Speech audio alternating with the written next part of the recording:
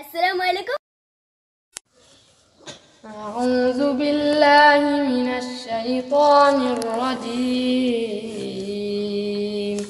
بسم الله الرحمن الرحيم। ১ নং প্রশ্ন, সপ্তাহে কোন দিন এককভাবে নফল রোজা রাখা না জায়েজ? ২ নং প্রশ্ন, আশুরা রোজা কমপক্ষে কয়টি রাখা সুন্নাত? ৩ নং প্রশ্ন, কোন নবী সারা বছর একদিন রোজা রাখতেন, একদিন ছাড়তেন? ৪ নং প্রশ্ন, কোন রোজা রাখলে সারা বছর রোজা রাখার সওয়াব পাওয়া যায়?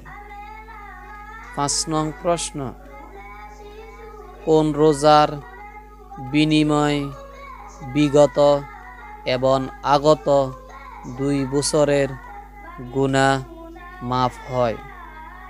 ৬ নং প্রশ্ন, আইয়ামে বীজের রোজা কাকে বলে?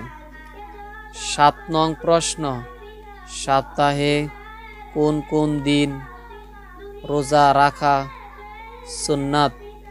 ৮ নং প্রশ্ন, লাইলাতুল কদর কখন হয়? ৯ নং প্রশ্ন, তারাবির নামাজ আদায় করার হুকুম কি? ১০ নং প্রশ্ন,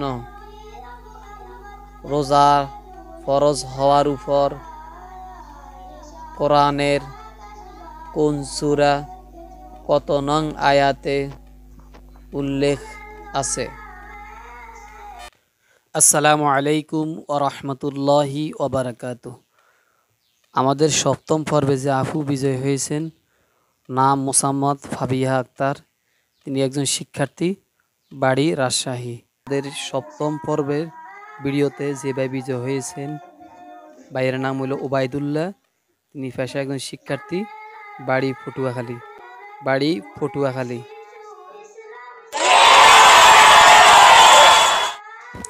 আসসালামু আলাইকুম ওয়া রাহমাতুল্লাহ।